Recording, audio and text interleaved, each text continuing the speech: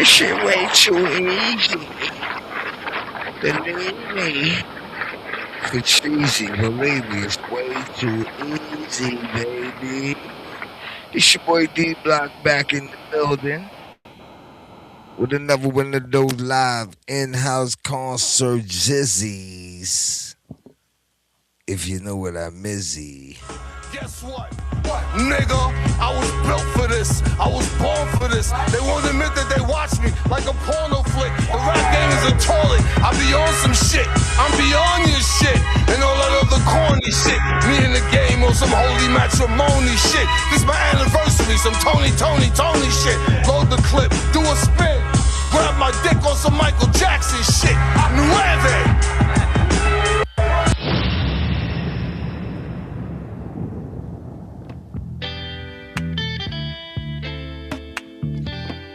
Yes, sir. And we back with another one. What we got over there? Yeah, let's go. Yeah, I figured that. Alright, that's cool. Alright, where we going?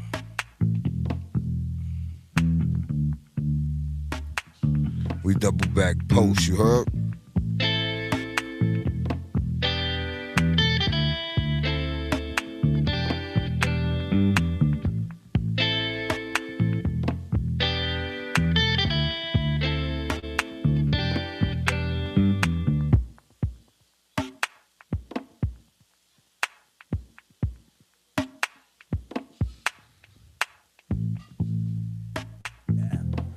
People's feeling like it's overkill, Chosen. You done murdered the system. You going ham, Chosen. You shot the system, point blank, in the melon, Chosen. Went and got some swords, put some swords in them, Chosen. Jumped in your car, ran over them a few times, back and forth, Chosen. You've been killing the system now, Chosen, for good. Almost 2 months now, Chosen, just murdering the system nonstop. It's overkill. You know, your approval rate is going down. People can't even look no more, Chosen. It's like, it's getting out of control. You're a psycho, Chosen. You go to sleep killing the system. You wake up killing the system. While you sleeping, I know you dreaming about killing the system.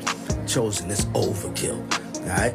Give the collective a chance to catch up. Give everybody a chance to verify, for that they'll soak into their spirit, Chosen, for them to know the truth for themselves. You know what I'm saying? It's overkill, Chosen. It's overkill.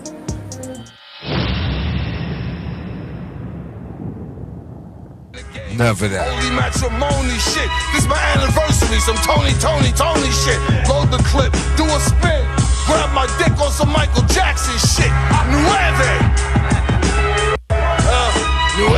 Ayo, from now on, I'm putting my foot down. They said I was done, but they ain't saying shit now. I be at them tables, breaking the splits down, getting my residuals, moving like Chris Brown. I keep it original, you know how my shit sound. I'm way more mature, but I ain't put the blick down. They looking like, wow, this nigga say blick now? Not really, motherfucker, it just rhymes with Chris Brown. When I come around, they all gonna skip town like they owe me money, or tried to Obi-Wan me. Then I went Anakin, now they all panicking. You could be perfectly dressed, it won't make you a man again. You don't even smell the kind of shit that you standing in. Jumped out the window, don't know what you landed in. Cop blocking motherfuckers made me switch up the plan again. Okay, guess what? What? Nigga, I was built for this. They won't admit that they watch me like a porno flick. The rap game is a toilet. I be on some shit. I'm beyond your shit. And all that other corny shit. Me in the game on some holy matrimony shit. This my anniversary. Some Tony shit. Load the clip. Do a spin. Grab my dick on some Michael Jackson shit. Nueve. Nueve. Ayo, from now on, I'm putting my foot down. They said I was done, but they ain't saying shit now. I be at them tables, breaking the splits down, getting my residuals, moving like Chris Brown. I keep it original, you know how my shit sound. I'm way more mature, but I ain't put the blick down. They looking like, wow, this nigga say blick now? Not really, motherfucker, it just rhymes with Chris Brown. When I come around, they all gonna skip town like they owe me money, or tried to Obi-Wan me. Then I went Anakin, now they all panicking. You could be perfectly dressed, it the smell, the kind of shit that you standing in. Jumped out the window, don't know what you landed in. Cop blocking motherfuckers made me switch up the plan again. Okay, guess what? Nigga, I was built for this. I was born for this. They won't admit that they watch me like a porno flick or rap games in toilet. I be on some shit. I'm beyond this shit. And all that other corny shit. Me in the game on some holy matrimony shit. It's my anniversary, some Tony shit. Load the clip. Yeah, we got TikTok now. Grab my dick on some Michael Jackson shit. Yeah, I was thinking.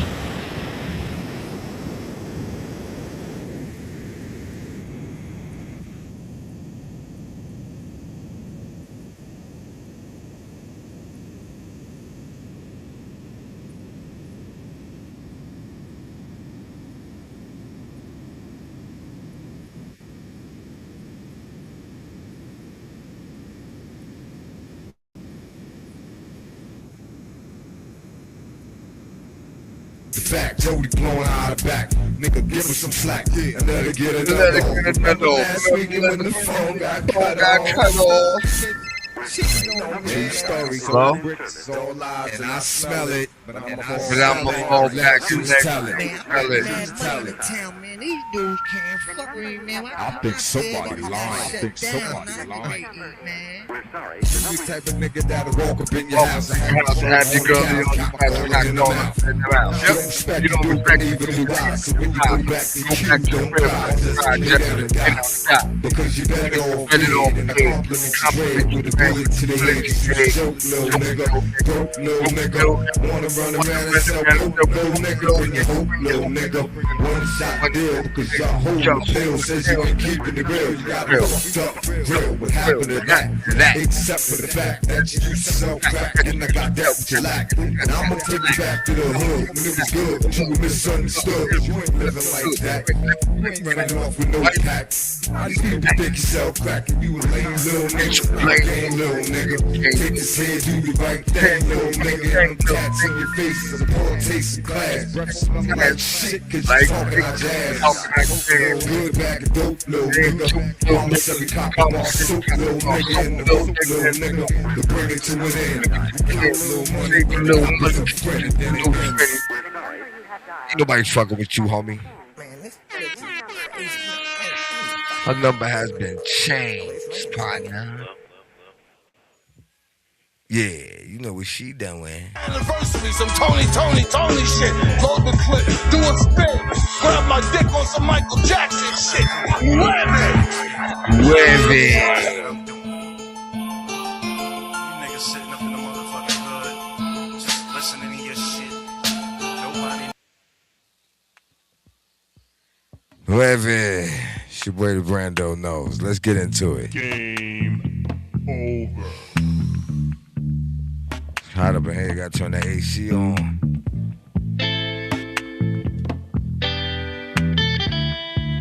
Woo, there we go. I feel it already. Yeah. Got a headbanger for you right about now. Check it out. Come on.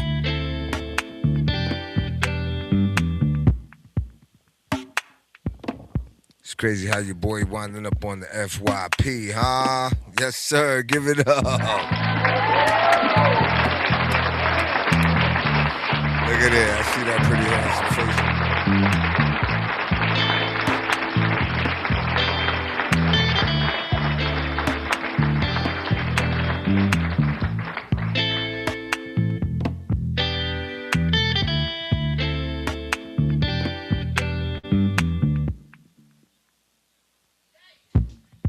Yeah, close that player. Close that player. Close that player. Let's go. Come on. It's your boy Brando knows. We back with another one, as usual. Don't act surprised. Don't act surprised. Right before your eyes. Come on.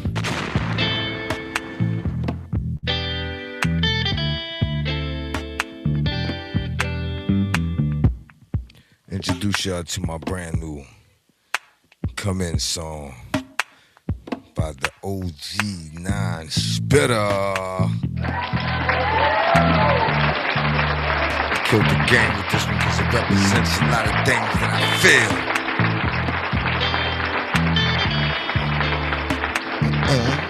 Y'all feel that shit right there? Come on, let's go. Get it right.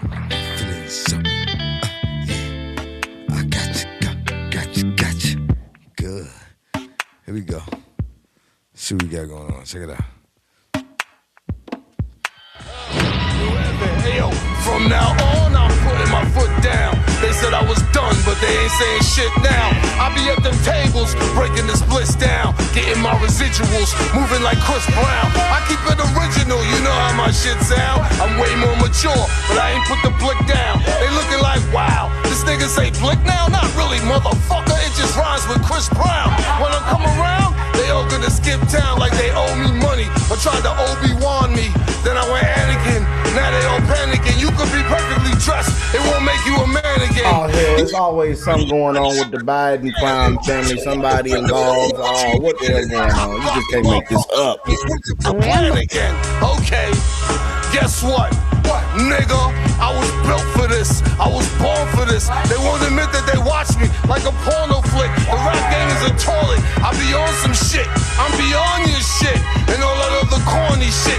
Me in the game on some holy matrimony shit. This my anniversary, some Tony shit. Load the clip, do a spin, grab my dick on some Michael Jackson shit.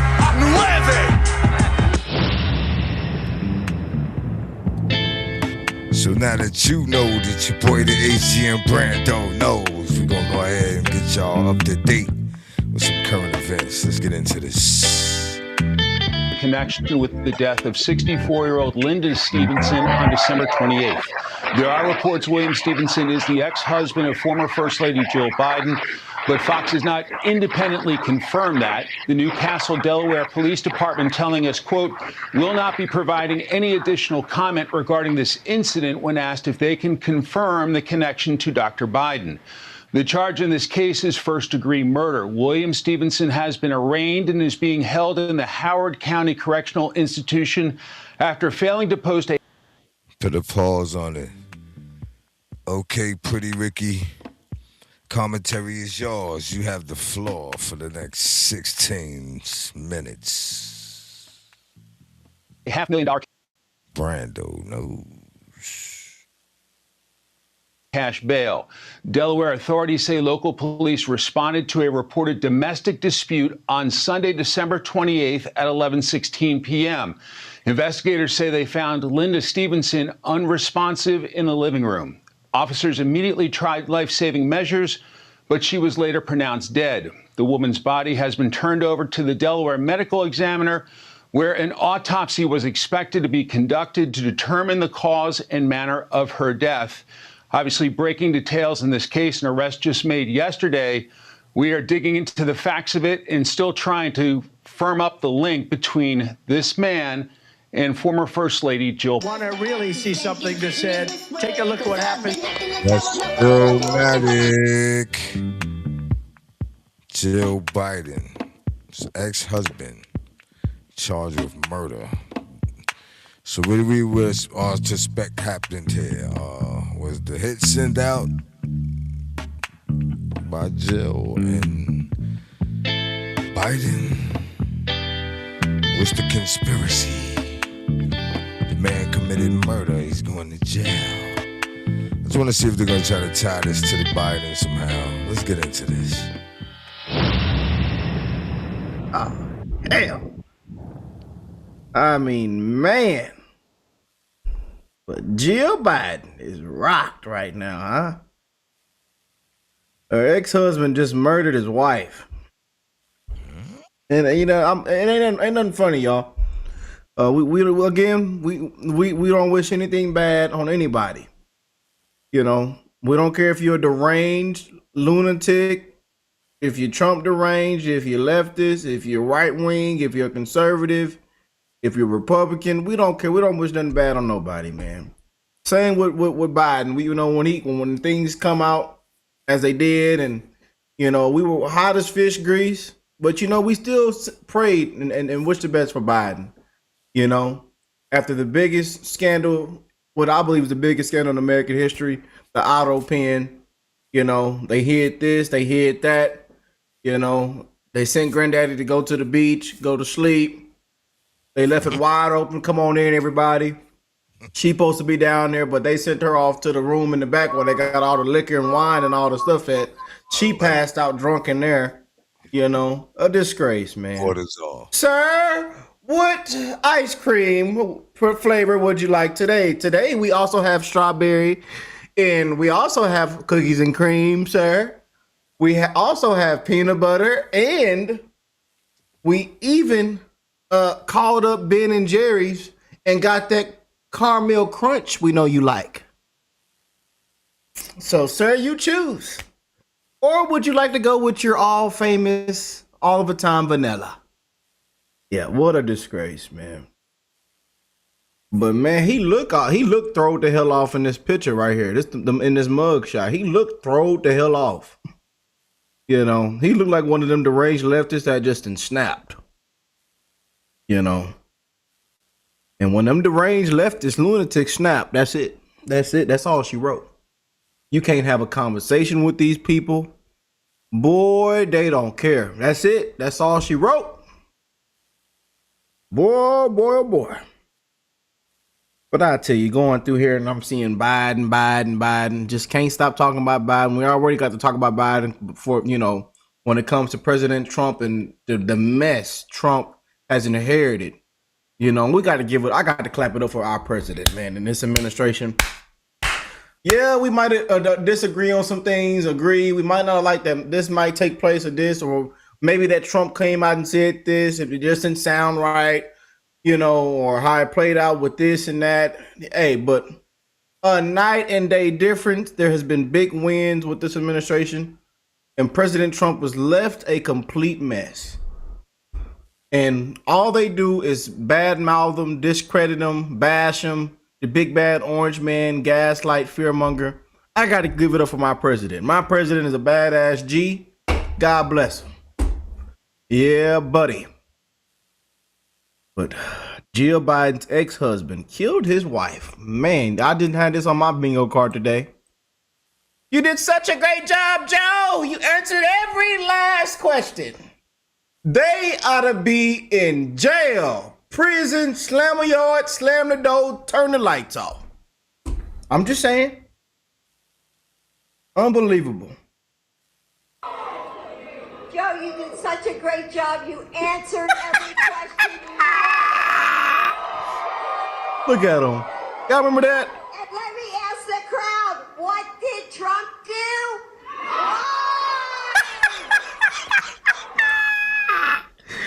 Boy, what a time we've been through, man. Family, can we admit that we've been through one hell of a time period, man? What a time to be alive, man. We've seen this whole theater and this whole play, how they've set this whole play up. I tell you, man, we've had a good laugh, you know. But honestly, he ought to be people ought to be held accountable, man. You know, then we got to see people at the Grammys virtual signaling and gaslighting and fear mongering and bashing our president and majority of Americans that spoke loud and clear for law and order, for actually having a border, for having common sense. You know, but we didn't see these same celebrities call out these demons right here as beautiful American souls, a life lost, gone. Where they due process at? Not a peep. Not a peep for that young lady that went on the jog. That mom on the way back home to her kids. For that young lady, not a peep.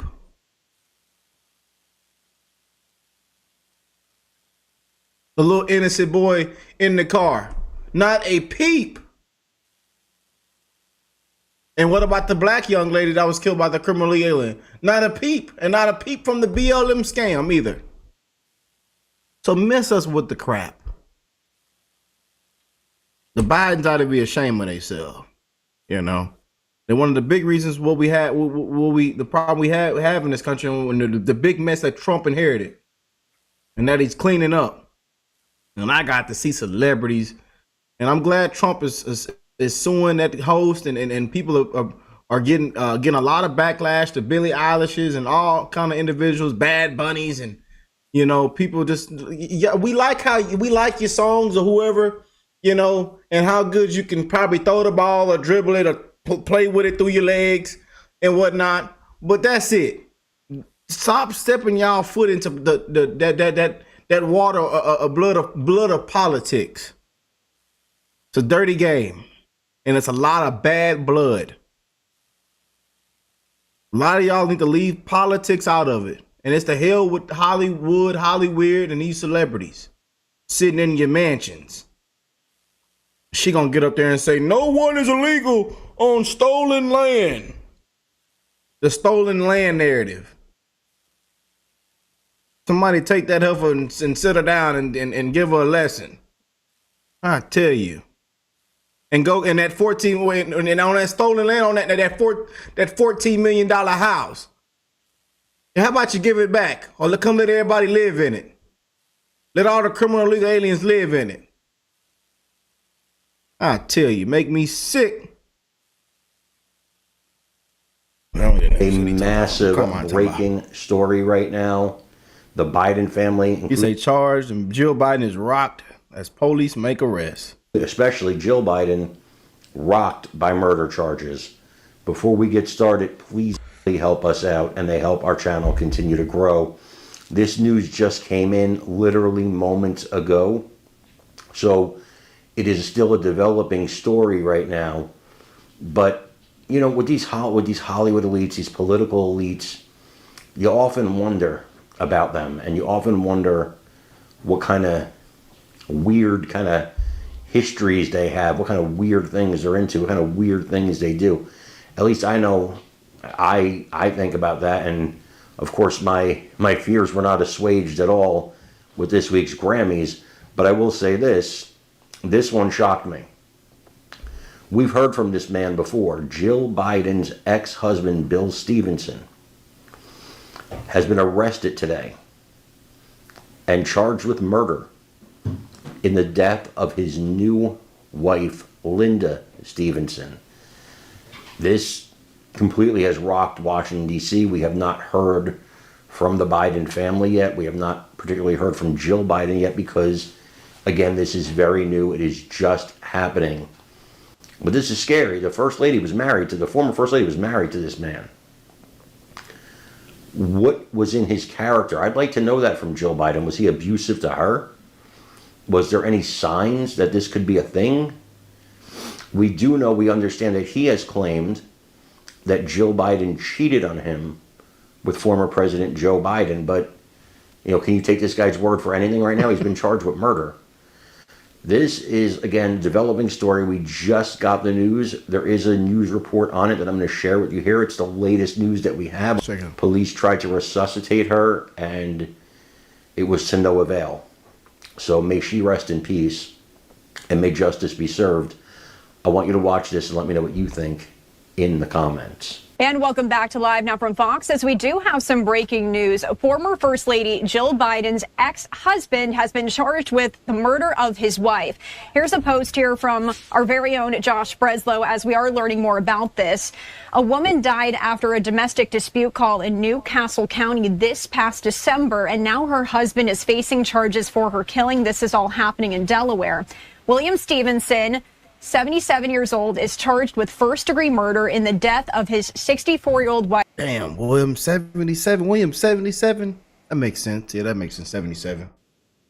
Man, 77. William, you supposed to be chilling, man, living your life.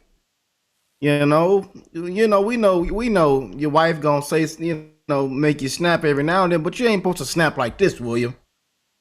You supposed to be kicked up, enjoying life. I know some of that money come from somewhere. Hell, you done dealt with the Bidens. You was a Biden, so that money, yeah, man. You supposed to be enjoying your life, William. Y'all got a little dirty money, a little dirty stuff going on, and she was messing around with Joe, and Joe had popped them gas station dick pills. And took her from you, and he took it from you, and then I tell you, Joe popped them gas station dick pills and took your woman. Damn. Yeah. Whoop. Yeah, buddy. Linda Stevenson after a weeks-long investigation. Linda was found unresponsive on the living room floor after officers responded to a home there on Idlewood Road for a domestic dispute call back in December 28th of 2025. She was pronounced dead at the scene. Now, on Monday, Williams was taken into custody at the same home. He was committed to the Howard Young Correctional Institution after failing to post $500,000 cash bail. We also do know TMZ reports that William Stevenson, Linda's husband, was previously married to the former First Lady, Jill Biden, as we have been sharing here with you. He also opened... That's like the only thing that matters in this. The hell with this and that. This is Jill Biden's ex-husband. Bam.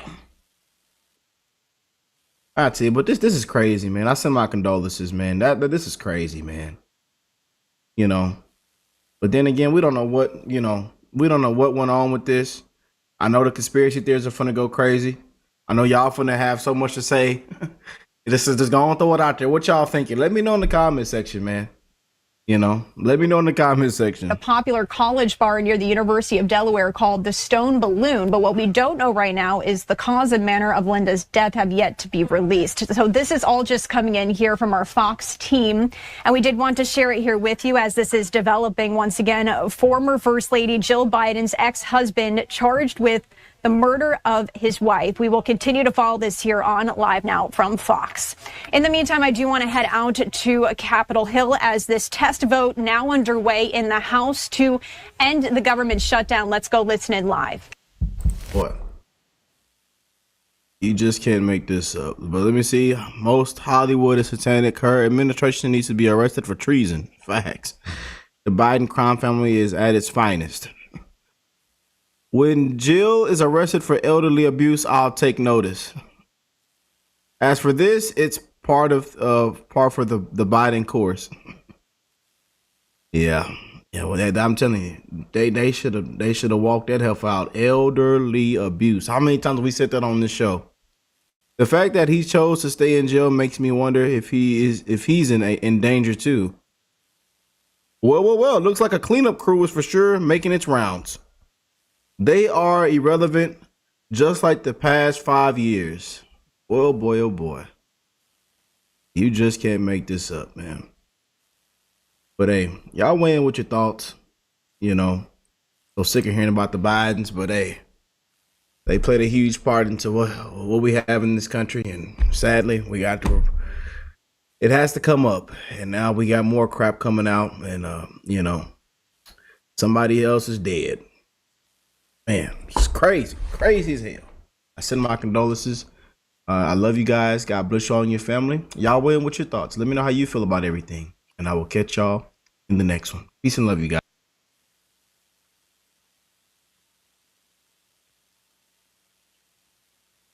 Start by this press conference by telling you that this prosecution is not about politics or political parties. It's about the rule of law. And whether you vote Republican, Democrat, or Independent in Alabama and the United States, only American citizens are allowed to vote. And the rule of law protects the voice of every lawful voter. When a non-citizen votes, that vote cancels out the voice of a legal American voter. That undermines our public trust and the legitimacy of our elections. And that's why it's important that the public in the state of Alabama know that today I'm announcing the arrest of Frank Maloney, 71 of Trafford, who was taken into custody last night following a Blount County grand jury indictment on 4 counts of felony voter fraud. On January the 12th, Secretary of State Wes Allen announced that he had identified 186 illegally registered non-citizens, including 25 who had voted in Alabama election. And his office released a list of those counties where they had voted, and Blount County was one of those counties. As district attorney of this county, I had a duty to investigate and present this matter to a Blount County grand jury, and we did that. Yesterday, a Blount County grand jury found probable cause that Frank Maloney unlawfully voted in nine state and federal elections despite not being a U.S. citizen, and they returned an indictment of 4 counts of felony fraud. Now, this case involves illegal voting in Alabama by a non-citizen. But also at the time of his arrest, Mr. Maloney was already on bond in an unrelated case from a grand jury in 2025, where he had been charged with 187 counts of child pornography and 4 counts of dissemination of child pornography. Those charges are separate and were in no way connected to the charges of felony voter fraud. Mr. Maloney is now in the court system. He will have his day in court, and he is presumed innocent unless and until he is proven guilty. I have provided you a copy of the public indictment for your use, and I've also provided you, and will make public, the recommendations and findings of the Blount County grand jury. I want to start by thanking that grand jury for their work. They took their duty very seriously. And in addition to the indictment, they unanimously made findings and recommendations which they authorized me to make public, and asked that I send copies of their findings to the governor, the lieutenant governor, the attorney general, the secretary of state, the leader of the House and the Senate of our legislature, and the secretary of the Alabama Law Enforcement Agency. Those are as follows, and I'll walk through them with you. They recommend that the Alabama Code be amended to specifically exclude foreign national driver's license as a valid form of identifications for the purposes of voting. Now, last year we saw a bill come through that made, in 32-610, one that made the use of a foreign national license invalid. However, they did not amend 17-930, and a foreign national driver's license needs to be specifically excluded from that code.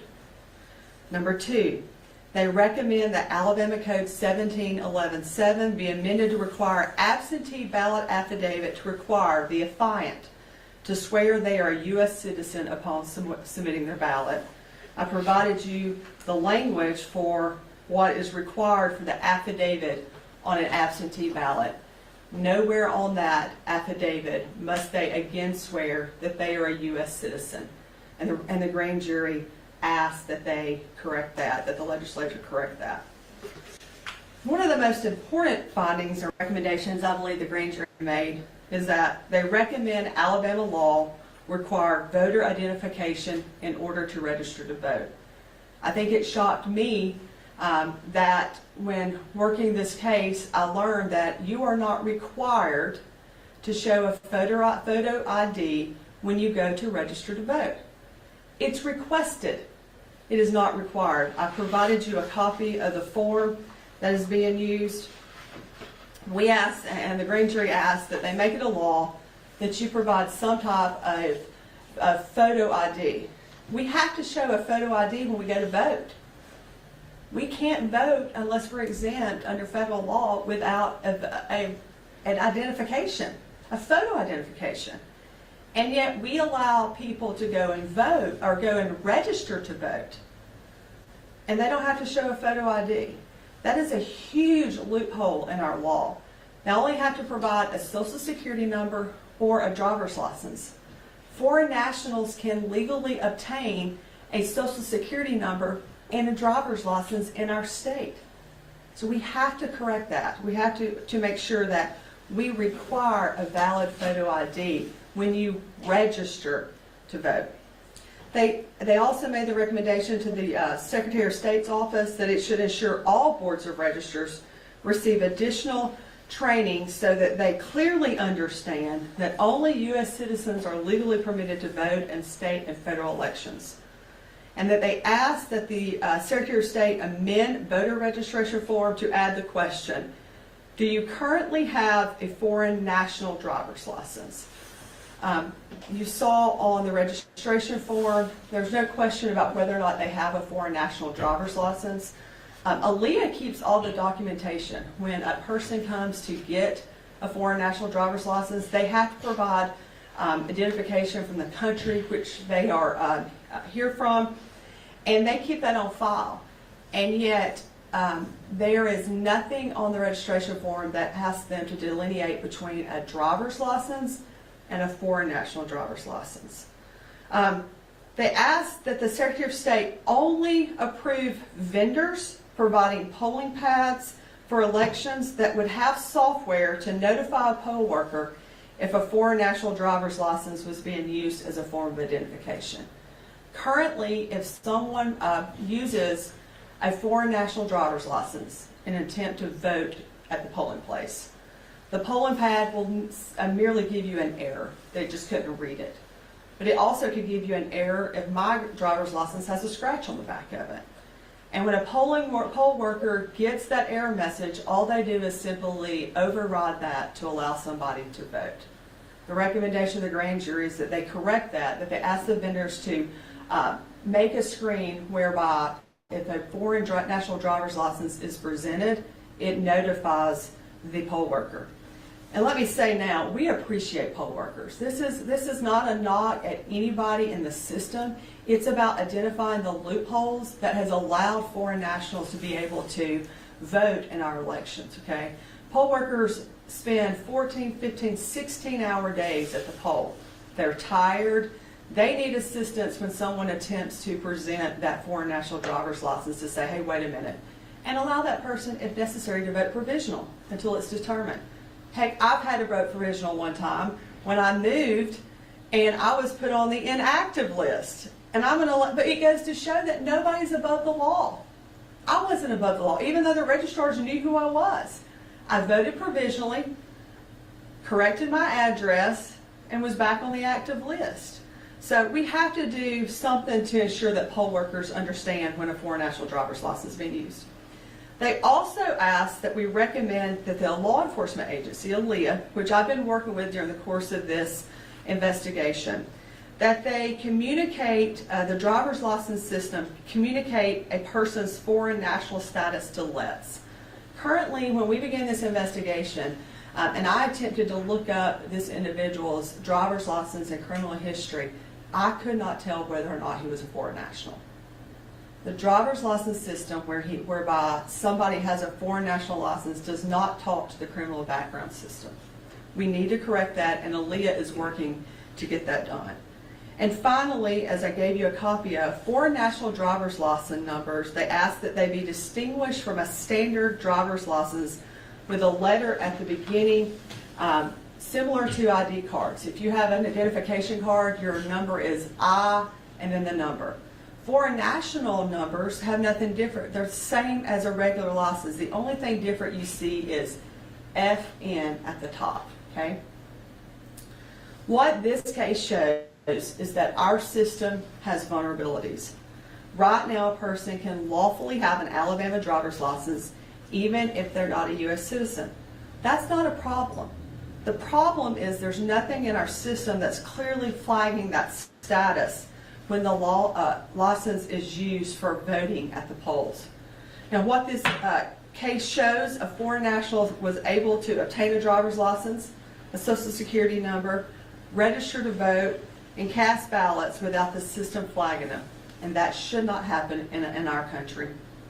I am thankful to Secretary Allen and his staff, and the staff with Homeland Security and the Alabama Law Enforcement Agency who worked with my office in this investigation. When Secretary of State Allen identified those illegal registrations, we in Blount County did not look away. As district attorney, I did my duty, investigated, presented the evidence to a grand jury who brought charges and made findings and recommendations. It is my sincere hope that our legislature will review these findings and act swiftly to make the recommendations that this grand jury made public. And at this time, I'll take any questions. Are you able to share where Maloney is a citizen? He is a Canadian citizen. And we filed a motion to revoke bond in his other 2025 case involving the child sex act materials. We believe he would be a flight risk at this time. And are those child pornography charges, did those happen here or did those happen They happen here in Blount County. Okay. But and let's not talk about Mr. Maloney specifically. Let's just talk about law enforcement brings me a case. As district attorney, I have the ability to look up someone's criminal history. I see their driver's license, vehicles they've ever owned, where they paid taxes, things of that nature. Nothing tells me as a DA that this person is a foreign national, which is a problem when I've got serious and violent crimes that I may need to know they're a foreign national because they may potentially be a flight risk. The last thing we want is to not understand someone has the ability to leave our country, go to another country quickly and easily and enter, and then we can't prosecute them for a serious crime here. That's one of the recommendations that the grand jury looked at, was making sure that prosecutors and law enforcement know. It would help them when they go to serve warrants or things of that nature if they understood someone, their status, of whether or not it potentially could be dangerous or they're a flight risk or someone may run. Do you know how long he had been in the United States? He has voted in 9 elections per the indictment, and that will tell you, if you do the math, we think that we've got him back to, I think, 2017, if I remember correctly. Yes, 2017. He was voting back to 2017.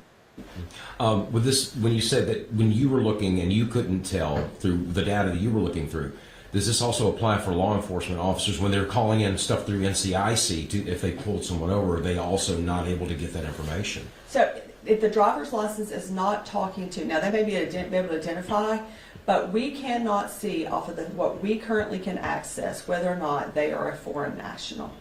That's scary, to be honest with you. And it's really, and we're hoping with Aaliyah, and I appreciate their general counsel talking with me about this.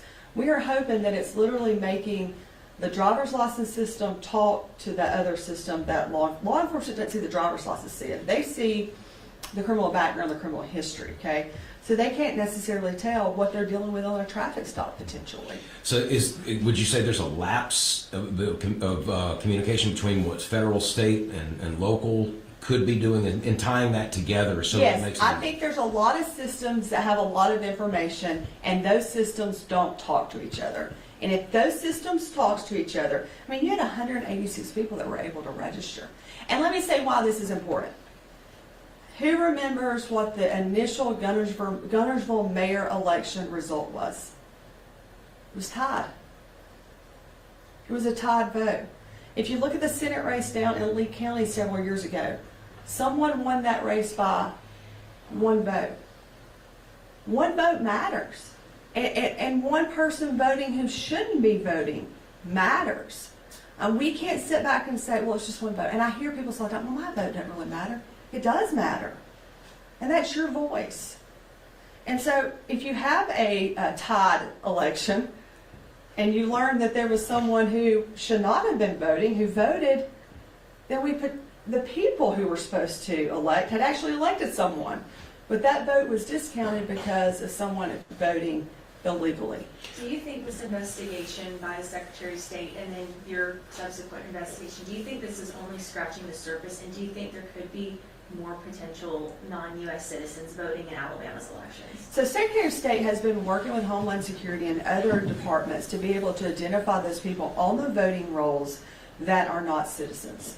I hope that is all we have, but I will tell you, I learned a lot.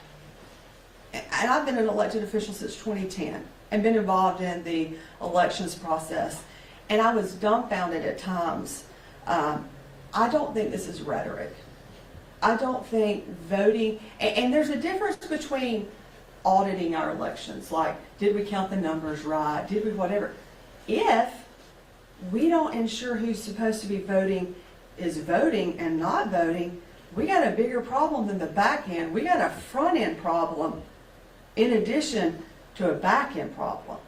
And I really think there are just a few simple steps that could help. And look, no one's perfect. I appreciate our Blount County Boards of Register. I appreciate our probate judge. all of our elections officials in this county who worked with me to help us identify and locate documents from these prior elections to be able to substantiate the charges that were brought. On a level that we haven't quite discussed, we're kind of on the edge of it. When it comes to situations like this, the legal burden, is that placed more on the local, with your district, or is it more of the state burden, or does the federal get involved in that situation because of what we're dealing with here? Yeah, I think it's a mix, and the thing about this is, so for example, this hit my email box. We got the referral in email, and I thought, oh, I wonder who this person is, and I saw the name, and I thought, oh, I recognize that name, and so. Sadly, a lot of our DAs are underfunded, understaffed, and they may not necessarily be able to have the resources, or local law enforcement have the resources to actually investigate this. This was a lot easier for me because I already had a lot of the information in this case, all right? And then began digging and identifying documents, and again, the local officials helping me go and find documents, okay? So, yes, it's, the Secretary of State's office doesn't have the authority to investigate. All they can do is refer that to us. You're going to refer it to a DA's office. Now, I know that there were a lot of DA's offices that these were referred to, that they were outside the statute of limitations. Okay, so just because your county county's name might have been on it, doesn't mean your DA isn't doing their work. It means that they may have determined that it was outside the statute of limitations. They don't have the ability to prove it based on finding documents and other things. But it does add an extra burden to law enforcement and to our office. And I do want to thank the Blount County Sheriff's Office deputies last night who made that arrest. And I don't want to not thank them for their work on that, because they went out and stayed out for several hours to make the arrest. As far as the rest of this goes, in seeing that there is that burden placed on a lot of different district attorneys because of financial and or other resource or lack of resources, is that something that the state administration needs to kind of come in and we would always love to help more funding. Okay. And the other question is, at some point, without any particulars, do you guys ever get AI involved in some of this to be able to crack some of these cases that would? No, I don't use AI in my office for any type of criminal prosecution or things of that nature. Law enforcement is overworked, understaffed, and underpaid, period.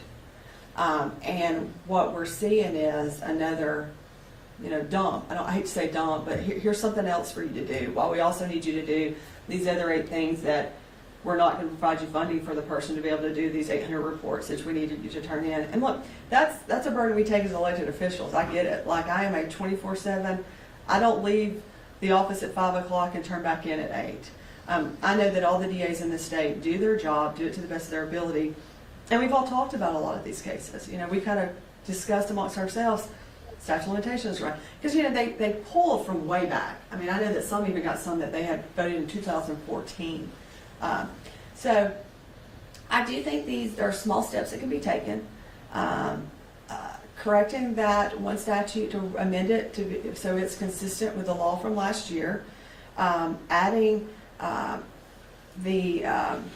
whether or not you're a U.S. citizen to the absentee affidavit. I mean, it's literally a line. Also, I guess what bothered me the most is the photo ID, that I can go and register, and as long as you do it online, as long as you enter a valid license number in, or a valid Social Security number, who knows who's actually doing it, okay? And that's why probably in the past, we potentially could have seen people deceased if those systems didn't talk to each other. I think, Secretary Allen's doing a better job requiring at least a driver's license number or a Social Security number. But if you look on the form, it says ID requested, okay? It does not say required.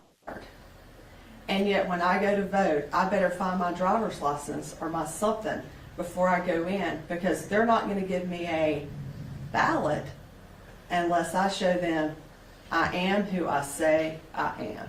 And should we not require people who register to show I am who I say I am, and I have a right, because our right, voting is a right. I have a right to vote in this country. I don't know if you're able to answer this, but you mentioned that it's very hard on the Alabama driver's license to see if it's a foreign national driver's license issued. Is it kind of that same way in other states? So it's not necessarily hard to see it on the actual license. At the top of the license, I gave y'all a sample that I took out. You see FN driver's license, okay? And so if you know what that means, and if we can train our poll workers and our registrars and our officials to know that, that was something that was new to me. But when I go and look on the electronic side of it that law enforcement sees, there is nothing that tells me foreign national. So when you prosecuted him previously for the child pornography, you had no idea he was a foreign No, national? we filed saying that he was a potential flight risk and asked for no bond originally because he was a Canadian citizen. That's why when this hit my desk, I was like, wait a minute, I know that name, and went and pulled my old file, and we had the information in that file, which is a public record. We filed on that about his Canadian documents. And was he here on a visa, or how was he here in the United States? I was told by Homeland Security he's legally here. He is not a U.S. citizen. And there's a difference. So a foreign national can be legally in the United States. They're just not a United States citizen. So would it behoove the state of Alabama to more or less specify when they suspect someone is a foreign national, foreign driver, foreign national driver license, that then on that form for them, they have to, not request, but require. U.S. citizens, I don't have to show you my license. I don't have to, even if you pull me over, I'm not required by anything under the Constitution to be able to. I'm not going to get into I'm just saying that, but it comes down to the fact that it would be good for the state of Alabama to be able to say, we'd like to require this if you're suspected of being a foreign national. Well, it's not so much required. If you want to get a driver's license in the state of Alabama and you're a foreign national, you take your paperwork down to the driver's license office. They scan all of it. You do what you need to do just to get a driver's license like I would, okay? The problem is the driver's license system is not talking to the system that the law enforcement officers see on the street to send that information over. You know how we could do it easily? Again, when I'm looking somebody up on my LET system, if I see I in front of their driver's license number, I know, or their identification, it's an identification card. I means identification card, not driver's license. Okay? If we had F or K, or I don't care what letter you pick as long as it ain't I, that would tell me, and it would tell law enforcement on the road, that this is a foreign national without even having to see the top part of it. Because let's say this, I get pulled over, I'm a foreign national, I don't have my driver's license with me. I don't have a driver's license number. I have a social security card, social security number. I give that to you. I go back and I run your information, your identifiers on LETS. I am not going to know that you're a foreign national if you do not have the paper card, or not paper because it's plastic, the plastic card to provide. So Alabama, basically, they need to update their system and how they're talking to one another. Well, I would love to see that. I think the grand jury recommended that. Look, Alabama's a great state to live, to work, to raise our children. I want to hope that we fix this so that the people who put themselves out there to run, like the mayors, and it's, look, one vote usually doesn't make a difference in a big statewide race. I can't tell you if I've ever seen a statewide race be a one vote race. But you can identify local races that it's a tie or a one vote, and that's where it matters. And a lot more people show up to vote in local elections and care more about local elections. Who's going to be their child superintendent? Who's going to be their road commissioner? Who's going to be their sheriff? Then at the end of the day, cares who's going to be the auditor or be the. I'm not saying they don't care. Okay, I'm just saying people care, and that's where you see that one vote matter. And these are, I think, these are simple changes. Again, I appreciate Secretary Allen. I wouldn't have had that information he hadn't sent it to us, which led us down. It leads you down a rabbit hole. Just to be quite. You start going, well, wait a minute. I didn't realize that. And so, look, I hope everybody gets out and votes. It's our right. Again, it is a right. And that is a right for a U.S. citizen. I appreciate y'all being here today. Any more questions? Would you be able to share when those child pornography charges, what year those happened? The grand jury returned the indictment in 2025. Okay. All right. Thank you guys so much. Thank you.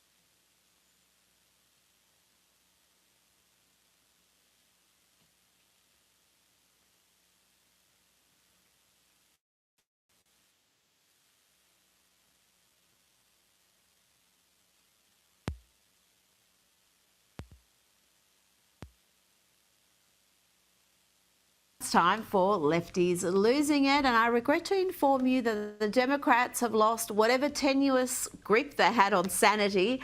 Watch this performance from Democrat Congressman Robert Garcia. He actually thought he was clever here, asking the CEO of taxpayer-funded PBS the following. The American people want to know, is Elmo now, or has he ever been, a member of the Communist Party of the United States? A yes or no? No. But let's talk about somebody else. Let's talk about Cookie Monster.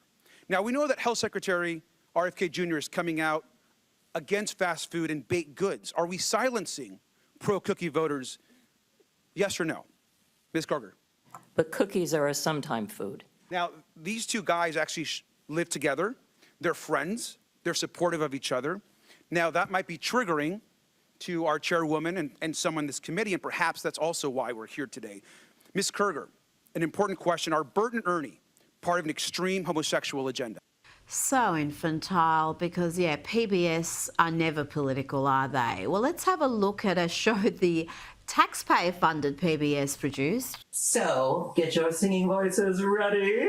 And we're going to start with our hips. The hips on the drag queen go swish, swish, swish, swish, swish, swish. The shoulders on the drag queen go shimmy, shimmy, shimmy, shimmy, shimmy, shimmy, shimmy, shimmy, shimmy, blah, blah, blah. Oh dear.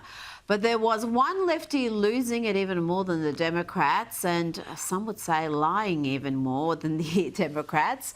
And that was NPR CEO and hard left ideologue Catherine Ma. Do you think that white people should pay reparations? I have never said that, sir. Yes, you did. You said it in January of 2020. You tweeted, yes, the North, yes, all of us, yes, America, yes, our original collective sin and unpaid debt, yes, reparations, yes, on this day. I don't believe that was a reference to fiscal reparations, sir. What kind of reparations was it a reference to? I think it was just a reference to the idea that we all owe much to the people who came before us. That's a bizarre way to frame what you tweeted. Oops, yes, her old tweets are coming back to haunt her. There are plenty of them. Ma's old tweets are a hot mess of far-left lunacy and racist emoting, a lot of anti-white racism, and then loopy stuff like this, like getting triggered with words like boys and girls. She posted, "I do wish Hillary wouldn't use the language of boy and girl. It's a raising language for non-binary people." Goodness me. This is a woman who ran Wikipedia and helped ruin that site with leftist propaganda masquerading as facts before moving on to NPR. And today she struggled to answer straightforward questions and tried to justify her past hysterical fact-free statements like calling the president a fascist. Let me ask you, why did you call President Trump a fascist and a deranged racist sociopath in 2020? Congressman, I appreciate the opportunity to address this. I regret those tweets. I would not tweet them again today. They represented a time where I was reflecting on something that I believe that the president had said rather than who he is. I don't presume that anyone is a racist. You don't believe anyone is a racist? I don't start by presuming anyone is a racist. Oh, she's on a roll now. Here she got some laughs when she claimed NPR wasn't biased and she knew nothing about the politics of her editorial staff, like the fact that 87 editorial positions are filled by registered Democrats in DC and 0 by Republicans. Is NPR biased? Congressman, I have never seen any instance of... Never? Of political bias determining editorial decisions, no. It was 87 Democrats, 0 Republicans, and you say NPR is not biased. And those old tweets kept coming back to haunt her. But don't worry, she has changed dramatically in the last 4 or 5 years, or half a decade, as she refers to call it. What a mess. Do you believe that America is addicted to white supremacy? I believe that I tweeted that, and as I've said earlier, I believe much of my thinking has evolved over the last half decade. It has evolved. Why did you tweet that? I don't recall the exact context, sir, so I wouldn't be able to say. Okay. Do you believe that America believes in black plunder and white democracy? I don't believe that, sir. You tweeted that in reference to a book you were reading at the time, apparently, The Case for Reparations. I don't think I've ever read that book, sir. Catherine, you certainly did. You tweeted about it at length. You took a day off to just read the book. You posted, "America begins in black plunder and white democracy. I appreciate the day off today to finally fully read The Case for Reparations." Now you claim you never read it, but you posted about it repeatedly. Okay, let's explore just how lunatic left this woman who ran Wikipedia and now NPR is. Thankfully, Brandon Gill has the receipts. Do you believe that looting is morally wrong? I believe that looting is illegal, and I refer to it as counterproductive. I think it should be prosecuted. Do you believe it's morally wrong, though? Of course. You tweeted, "It's hard to be mad about protests," in reference to the BLM protests, not prioritizing the private property of a system of oppression. You didn't condemn the looting. You said that it was counterproductive. NPR also promoted a book called In Defense of Looting. Do you think that that's an appropriate use of taxpayer dollars? I'm unfamiliar with that book, sir, and I don't believe that was at my time You at tweeted NPR. that you read that book, but... I don't believe that I did read that. Now let's go to the disaster that is Disney's Snow White. I can't imagine why people are not warming to this woke reimagining of a much-loved favourite. And they're not warming to its star Rachel Zegler either. Here she is before the election saying, if you don't intend to vote for Kamala, then you should unfollow her. Vote for Kamala Harris. And it's actually non-negotiable. Our rights are on the line, folks. Our reproductive rights. Come on. Go vote blue. And if you disagree with this sentiment, just hit the unfollow button. I don't need your business. Thanks. Okay, Rachel. Now listen to her promote the film. The girl you remember, but she's definitely made for the modern age, and there's such an emphasis on what it really means to be the fairest of them all. And for Snow White, it's coming to terms with finding herself and finding her inner voice and finding a sense of agency so that she can be a just ruler. And the reviews are in, and even the leftist publications can't put lipstick on this pig. This production is a train wreck. Let's go to some of these reviews. We've got this from The Independent. Lazy, visually repellent. Ouch. Exhaustingly awful and toe-curling terrible, said The Guardian. The most controversial Disney adult nightmare ever was from Rolling Stone. A strange hot mess, said the Huffington Post. And good enough for TV. That's the nicest you'll get from Vanity Fair.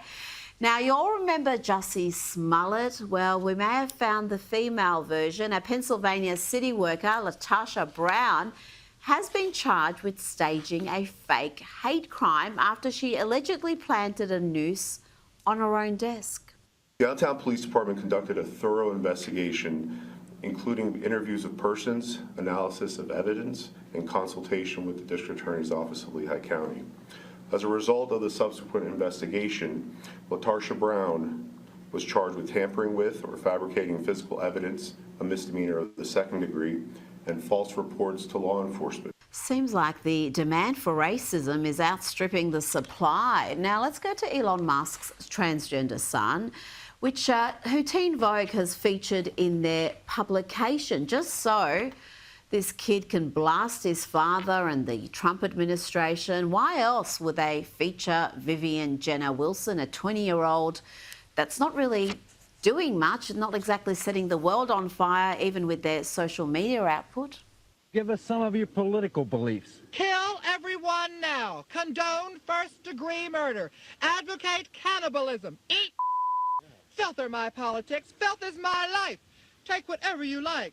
And for being so brave and stunning and hating on her anti-woke dad and, of course, Trump, Vivian gets a Teen Vogue fluff piece complete with the star treatment. Look at those faces.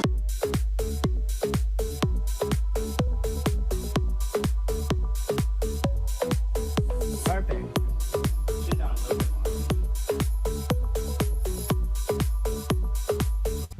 Now to CNN with some sobering news about Donald Trump's popularity.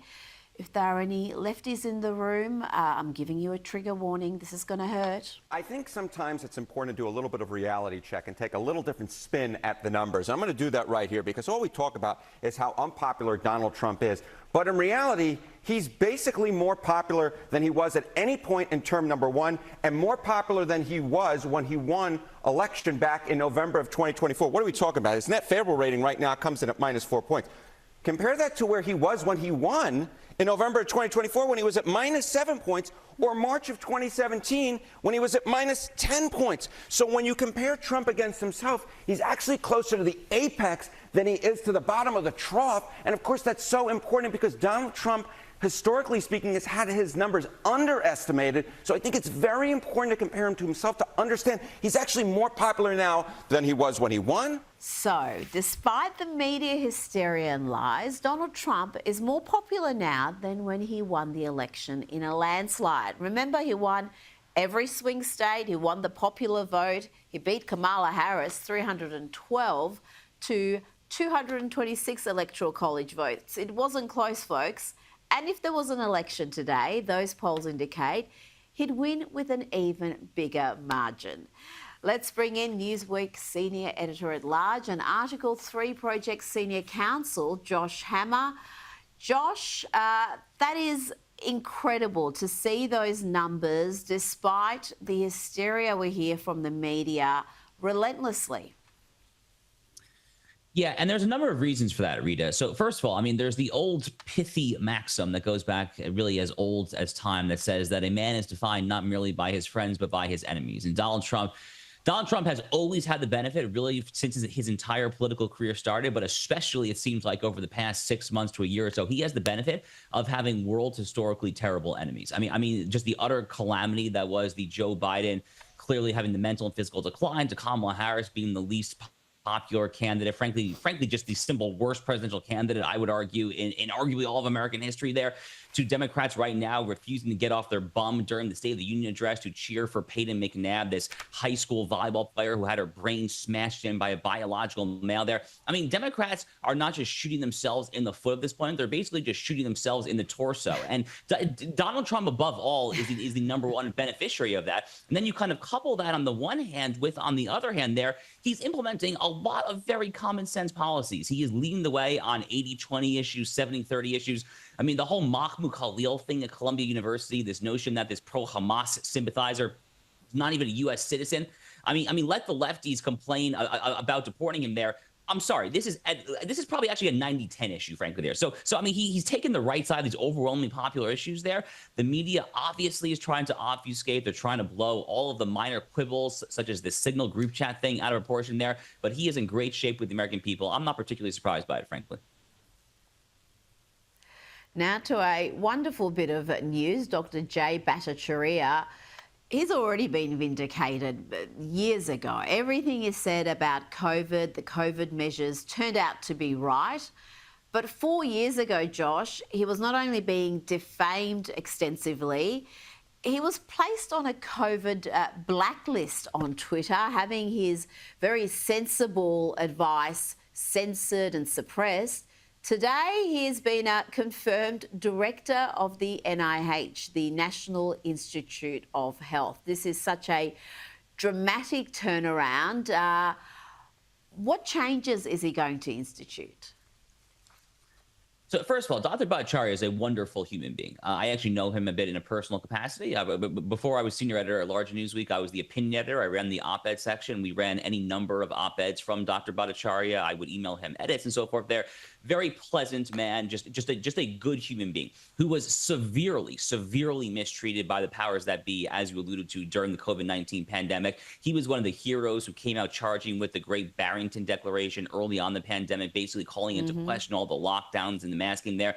And as you correctly note, time has proven him completely correct there. So a good human being who's in a very important position there. I think among other things, I mean, related to what I was just talking about there, he is going to help put in place some very different procedures when it comes to future pandemics. I mean, look, we all know the pandemics happen. That's kind of just the way that human history has worked for thousands of years there. So among other things, he's definitely going to put in very different practices, different habits. I mean, we're not going to have the forced lockdowns, obviously. We're not going to have the mandatory vaccines there or anything like that there.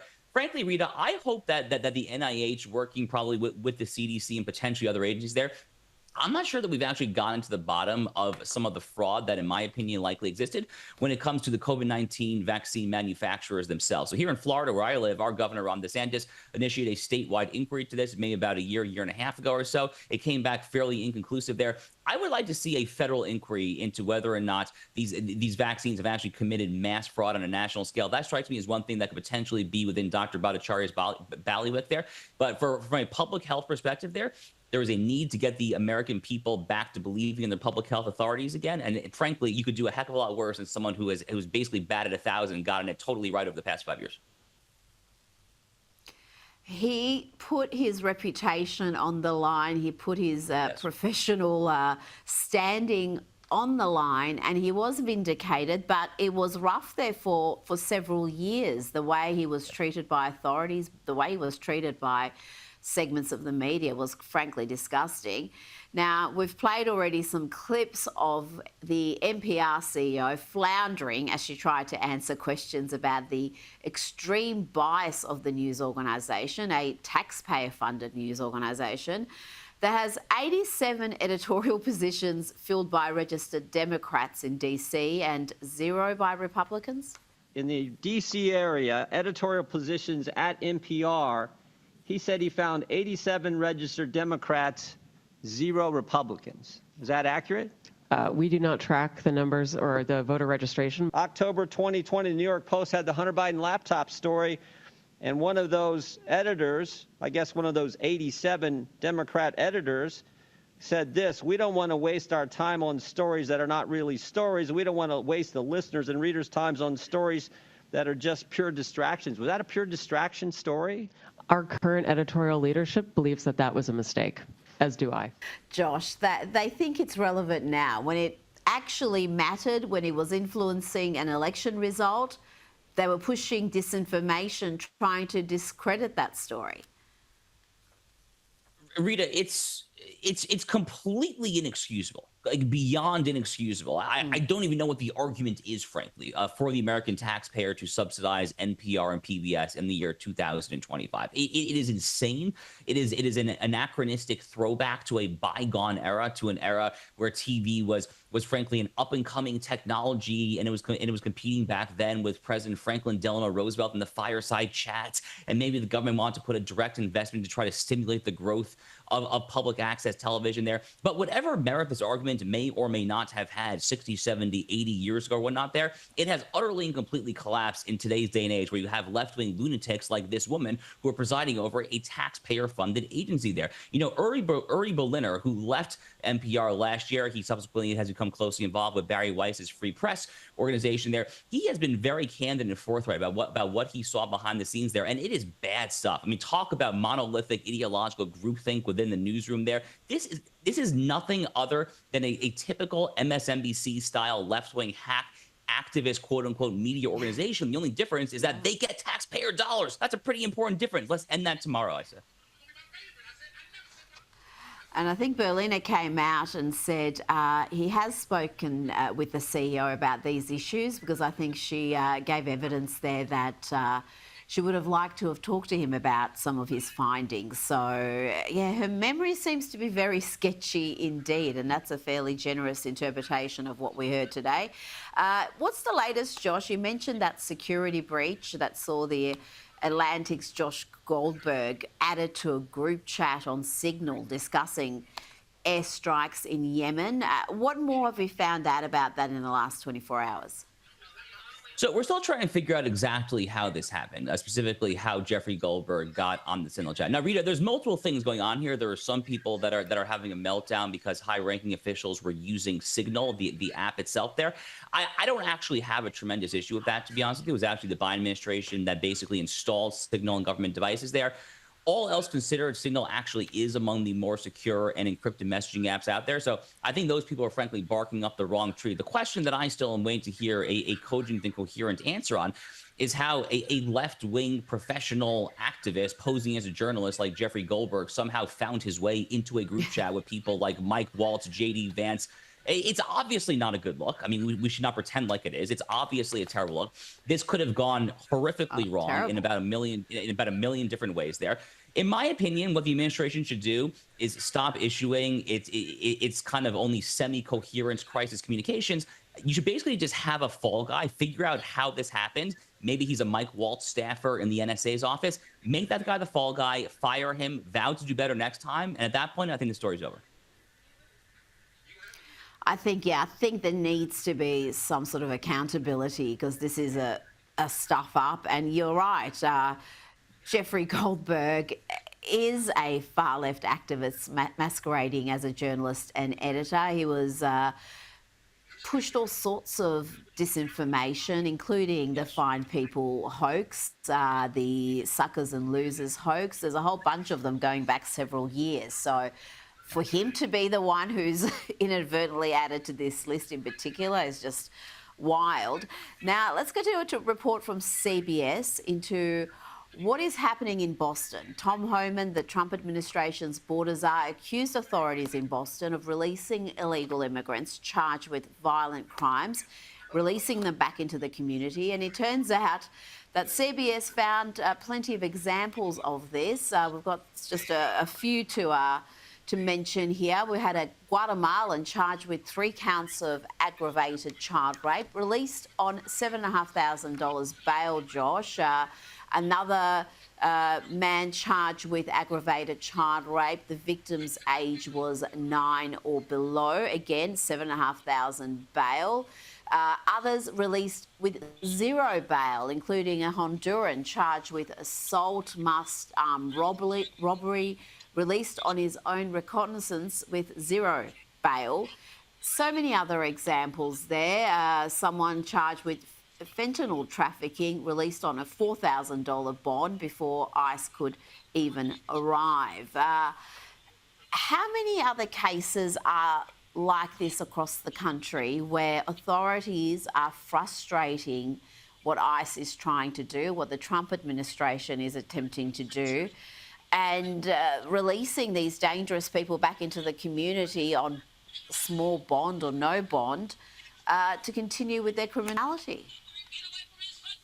So first of all, let me point out that this is in Massachusetts, the Commonwealth of Massachusetts. You mentioned a fentanyl trafficker. This actually hits home on a very personal note. My cousin, may his memory be a blessing, actually overdosed and died from fentanyl in Massachusetts about 7 years ago. So this story actually hits pretty home for me, actually, that Massachusetts authorities are letting free actually the kind of people, in this case, the kind of illegal aliens, the likes of which tragically resulted in my cousin's overdose 7 years ago there. So this is just horrific stuff. Massachusetts is a Democrat-governed state. It's been a Democrat state for longer than I've been alive. I fear, Rita, that this is actually pretty common throughout the United States, especially in these far-left jurisdictions, places like Massachusetts and California. I mean, Gavin Newsom's kind of sort of changing his tune a little bit there. No one should believe a darn thing the guy says, but you're still going to have some very far-left holdouts like the city of Boston, like the city of Chicago, Illinois there. Fundamentally, as a matter of constitutional law, it is the United States federal government that has the duty to enforce the federal immigration laws. And the state governments are not allowed to undermine the enforcement of those immigration laws there. Now, they cannot necessarily be forced to do so, but you could actually offer some very clever carrot and stick. So, for instance, the Department of Justice under Pam Bondi can basically condition all federal funding of local police departments, because the federal government does subsidize a lot of local police departments. You can say, we're only going to give you that funding on the condition that you actively assist us with federal immigration enforcement. That's the kind of clever policymaking that I would like to see a little bit more of to try and put these so-called sanctuary jurisdictions back in their place. Josh Hammer, thank you so much for your time tonight.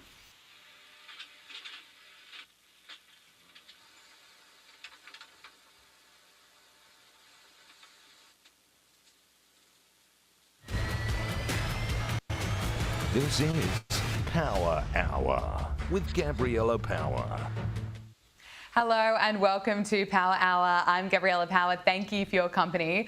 Let's start by checking in on the mainstream media, because right now, left-wing media outlets are having a meltdown. Why? Because Donald Trump has accepted a small number of refugees from South Africa. This week, the Trump administration granted 59 white South Africans refugee status because they're victims of government-sponsored racial discrimination in their homeland, according to the White House. This is what President Donald Trump had to say. White farmers are being brutally killed and their land is being confiscated in South Africa. And the newspapers and the media, television media, doesn't even talk about it. If it were the other way around, they'd talk about it. That would be the only story they'd talk about. So the Trump administration has granted refugee status to these 59 men, women and children because there have been a spate of murders of farmers in South Africa. And yet the same mainstream media outlets that seem to have no problem with Joe Biden's open border policy that allowed almost 10 million illegals to cross the border, including some on a terror watch list, suddenly have an issue with these 59 refugees from South Africa being granted asylum in the US. This is some of what went to air on MSNBC's panel, where nearly every commentator sounded devastated that America was taking in these men, women and children. And one guest even suggested that the situation in South Africa isn't that serious because, quote, only a small handful of white farmers have been murdered. There's just been a small handful of farmers that have been killed over the past 10 years. No land has actually been expropriated. So it's just a farce and a sham and a moral ugliness. Only a handful. In recent years, there have been 300 farm attacks and at least 50 murders. Not that any amount should be okay. But the hysteria does not stop there on MSNBC. Here is their political analyst, Donna Edwards, suggesting that Donald Trump is only doing this because he's racist. Well, in my view, what makes it different is that they are white South Africans. The president, in my view, has not hidden his racism behind a bushel. In fact, you know, in his policies, whether it's removing government workers or, in this case, admitting white South Africans while denying refugee status, asylum seekers from other countries, principally Central and South American and Black nations to come into this country. And so I think that, this policy, while it's not surprising in this action, really speaks of the underlying message in this that disrespects and shows disdain for people of color. On Monday, the 59 refugees arrived in the United States and many held up USA flags and posters thanking President Donald Trump. And this MSNBC reporter will tell you that it is appalling to suggest that these people would likely assimilate in America. And this reporter even went so far to suggest that there is no race-based violence in South Africa. The Trump administration, they're saying that essentially these white South Africans assimilate better and they're also not as much of a security risk. That's really causing a lot of people to be appalled, frankly. And I also should tell people that this violence that they're talking about that are dealing with these Afrikaners, I've been hearing from people that say there is violence in South Africa, but it's affecting everybody of every single race, Katie. Once again, the mainstream media in meltdown. They're not just up to their old tricks, but they're straight up lying to you. Joining us now is Chief Economist at the Institute of Public Affairs, Adam Crichton. Adam, thank you so much for joining us. I want to get your thoughts on the media's reaction to the Trump administration's decision to welcome a group of 59 white South African refugees because they are facing violence and discrimination at home. Now, the left-wing media seem to be panicking about this, and there were even suggestions on Don Lemon's podcast that farmers that are coming in could be replacing farmers here in America. Take a listen to this. The white Afrikaners who were allowed into the country and what that means for the black folks and the black farmers, what's going to end up, and the black farmers who've lost so much land over the decades here in the United States because of the racist policies. What does this do? What does this mean? When you see this, what do you think? Well, Don, this is a slap in the face to America's black farmers right now. Here you have the President of the United States flying in white farmers. And it's not just on that podcast, on outlets like MSNBC. There's just so much of that type of language getting thrown out there. It seems that there's a bit of a double standard here. There were no problems when there was Joe Biden's open border policy, letting in millions of illegals crossing the border. But now that we have 59 refugees from South Africa, well, that's alarming. Yeah, look, it is just hilarious. As you say, there've been at least 5 million migrants pour into the United States during the Biden administration, depending on what figures you look at, and the left largely celebrated that in the US. They certainly didn't complain, and it just is laughable that these 59 white farmers from South Africa, which I understand have been granted refugee status, will be allowed in the US, and they do suffer persecution, as I understand it, back in South Africa. So I think it's perfectly valid of the US to let them in. I mean, I think probably the left's angry about it because these 59 farmers probably would end up voting for the Republican Party if they ever became US citizens. And, maybe this is too cynical, but I think the reason the left generally likes huge amounts of immigration is because those immigrants tend to support the Democrat Party eventually. Yeah, it's a very valid point. Look, I want to talk to you about the trade war. Right now, global stock markets are soaring in the wake of the trade truce between the US and China. Now, the agreement implements a 90-day cooling off period, bringing a temporary end to the trade war. So US tariffs on Chinese imports, which were jacked up to 145% last month, will be scaled down to 30%, and Beijing lowered its tariffs from 125% to just 10%. Now, this is what Donald Trump has had to say about dealing with China. One of the things I think that could be most exciting for us and also for China is that we're trying to open up China because, as you know, many years ago we opened up the USA. Now it's time for China to open up, and that's part of our deal. And we're going to open up China. To me, that's the most exciting part. But, yeah, we made a deal. The relationship is very good. I've always had a good relationship with President Xi. It was interrupted because of COVID, obviously. But outside of that, I've always had a great relationship, a lot of respect for him. And we'll see how that all works out. But we have the confines of a very, very strong deal with China. But the most exciting part of the deal, it was mentioned, but we don't talk about it yet. That's the opening up of China to U.S. business. and that would be like opening up a whole new world, and I think it would be even better for China. Adam, what's your assessment of where this is at the moment? Well, look, I think the fact that there's a deal is fantastic. Okay, it's only 90 days, but if you go back a month or so, I think most commentators thought the world was practically going to end with all the discussion of the tariffs. But both the Chinese and the Americans have been sensible and pragmatic, and they've reduced those tariffs from, as you say, 3 figures to 2 figures. I think 30% tariffs now on Chinese goods going into the US and 20% the other way. So they are significantly higher, but obviously much, much lower. And trade will continue between the two countries. This is great for Australia too, of course, because China obviously buys a lot of our exports, and things that are bad for the Chinese economy are certainly bad for the Australian economy too. So we should celebrate that here. But the point that Trump makes there is broadly right. The US has been fairly conducive to free trade for a very long time, and other countries are not. The places like China and also the European Union have imposed a whole array of tariff and non-tariff barriers on American goods, and so the US president, has every right to be frustrated by those and to seek their removal. And as you say, just a month ago, it was as if the world was ending, and it's always good to have your perspective here on Power Hour, because so much of the mainstream media were freaking out. I was right.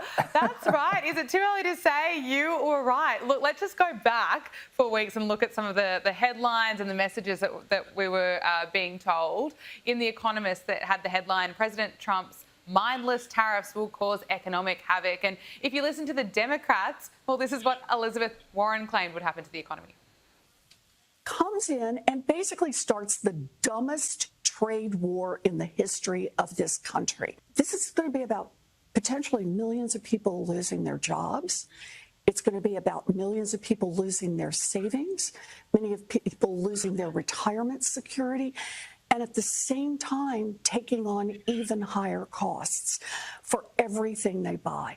So that's going to push us in potentially to foreclosures or people being pushed out of their apartments. I remember this from 2008 and how long it took us to dig our way out. And to this day, there are families, there are communities that still haven't recovered. Recessions can be all those fancy charts and graphs, but at the end of the day, people feel them one person at a time, and they can be devastating. Adam, and in just a matter of weeks, we've seen the stock market recover. We've seen a deal being done. You were right. Yeah, look, the jobless rate in the US is still very low, as I understand it, below 5%, I think. As you say, the stock market's been booming again. Look, it's early days. I don't want to get ahead of myself, but I mean, clearly forecasts like that have just been proved hopelessly wrong so far. I mean, as a general rule, things are never quite as bad or good as they seem. That's kind of my philosophy in life. So, when you see hysteria, it's probably misplaced, and we certainly saw a lot of that in relation to these deals. So, look, let's just wait and see. It's not only the US and China that have a deal. The US and the UK have a deal, I understand. So I think what we're going to see US tariffs settle around the 10 to 30% mark on most countries, and it's going to be effectively a revenue raiser for the US government. And they may use some of that revenue to try to cut income taxes. We have to wait and see. But look, it's not going to be as disastrous as some people thought. Oh, great to have your perspective, as always. And look, also let's talk about US inflation data that is in. Inflation was softer than expected in April, slowing to its lowest rate in more than 4 years. The consumer prices rose 2.3% in April from a year earlier, which is the lowest annual inflation reading since 2021. Now, this has sparked a fresh push, I guess, from President Trump to see interest rates slash. What do you make of it? Well, look, firstly, this is quite funny too, because that was the month where the huge tariffs came in and inflation was supposed to explode, but actually inflation went down. So it's kind of funny, right? So inflation is basically in the US where it should be, between 2 and 3%. There's no worrying signs yet. Trump, for all of his life, all of his career, has always been for lower interest rates, and he likes to badger the Fed to lower rates. That is ultimately up to the Fed in the US, just like it's up to the RBA here to change interest rates independently. So we'll just wait and see what they do. They will probably cut them, I would say. Central banks have a proclivity, basically an inclination to cut rates when they can, and if there's no inflation, they will typically cut them. So when the US cuts, we'll probably see cuts here in Australia too. So that's good. Okay. with home loans. Absolutely. Finally, I want to get your thoughts on Donald Trump's trip to the Middle East. We've seen Saudi Arabia commit to investing $600 billion in the US in a deal that's set to strengthen America's energy, security, defence industry and access to global infrastructure. Qatar Airways has signed a deal worth more than $200 billion for the purchase of more than 150 Boeing jets. Now, the president has celebrated the deal as the biggest in Boeing's history. You know, what's your assessment of the president's tour in the Middle East and the deals that he's been able to do? Well, these deals are great for US corporations. I mean, he thinks of himself as a great deal maker, and he's made some great deals here. I think the more general point is it's good that he's visiting these Arabic countries. I mean, he's visiting the president of Syria. These were largely no-go zones for previous presidents, but he's being very pragmatic, I think, in world affairs. He's dealing with Israel, he's dealing with the Arab countries, he's dealing with Russia, he's dealing with Ukraine. I mean, he wants to be a peace president, I think, and I think that it's good that he's out there meeting people. From what I hear, Trump in person is very personable and likable, and I think that's worked in Saudi Arabia. You can see it. Adam Crichton, Chief Economist at the Institute of Public Affairs. Thank you so much for your time. Love having you on Power Hour. Thanks for having me. President Donald Trump is right now touring the Middle East. He arrived in Saudi Arabia on Tuesday, where he secured major deals. He signed a strategic economic partnership with Saudi Arabia for energy, defence, mining and space-based agreements that total $600 billion. Now, Donald Trump also says that this deal could lead to the creation of 2 million jobs in the US. Joining us now is independent journalist Brittany Hopper. Brittany, it's great to see you again. Let's talk about this trip in the Middle East. Donald Trump also announced that he'd be lifting sanctions on Syria, offering Syria a chance for greatness, in his words. And during his speech in Saudi Arabia, the president insisted that he is a peacemaker and a unifier. Let's take a listen. As I said in my inaugural address, my greatest hope is to be a peacemaker and to be a unifier. I don't like war. We have the greatest military, by the way, in the history of the world. I rebuilt our military in my first 4 years and rebuilt it into the most powerful military there is. And you saw that when I knocked out ISIS in 3 weeks. The president has now touched down in Qatar, and the Qataris rolled out the red carpet for 47. He was greeted by local leaders and joined a Qatari state dinner. And Donald Trump signed a series of agreements there, including a huge deal which will see Qatar Airways buying more than 150 aircraft from Boeing. This is their largest order ever, and Qatar Airways is spending more than $200 billion on it. So, Brittany, looking at what Donald Trump has been able to achieve in the Middle East, it seems pretty extraordinary in such a short period of time. What do you make of it all? I don't even know what to make of it. I have mixed emotions and feelings about this because I am a proud Jewish Zionist. And, we know that Qatar is one of the major funds for Hamas. At the same time, it's known, I voted for Trump. I am a pro-Trumper. But I do think that we have not seen a president, an American president, come together like this with folks in the Middle East to try and bring peace. And so it gives me hope. And I'm hopeful that we might reach a point that there can be some peace within this region, because I think no matter what, whether you're a Jewish Zionist, whether you are a Palestinian, whether you're a Muslim, whether you're whatever you are, Christian, whatever you may be, I think at this point, everyone around the world wants peace in this region. Absolutely. So perhaps Trump will help with that. He is certainly doing a lot more than we've seen any other past presidents do. So I will give him a lot of credit with that. Well, Donald Trump says that he wants to strike a deal with Iran amid ongoing nuclear talks, but will cripple Iran's economy if it rejects this olive branch. Let's just take a listen to what Donald Trump's had to say. I'm all for Iran. I want them to have a wonderful country and make a lot of money. They have great oil reserves. But if you remember, when I was president, Iran was broke because I placed secondary sanctions, meaning you couldn't buy, if you bought oil, you couldn't deal with the United States. And people make a lot of money dealing with the United States. So basically, they weren't selling any oil to almost anybody. It was down to a trickle, almost nothing. And by the time it all came about, after a couple of years, they had no money. And they didn't have money for Hamas, they didn't have money for Hezbollah, they didn't have any money at all. And we had no threat. And when Biden came in, he took off the sanctions and he let them get very rich. And now they have $350 billion or more. Trump calls Iran the most destructive force in the Middle East and blames the regime for instability across the region. Brittany, can I get your reaction to his comments on Hannity? I mean, Trump is completely right.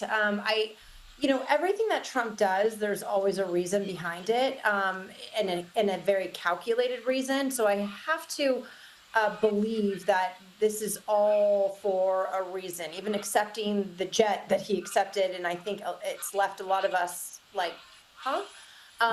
So, extending this olive branch to Iran, we just have to see. I think there's more questions than answers right now.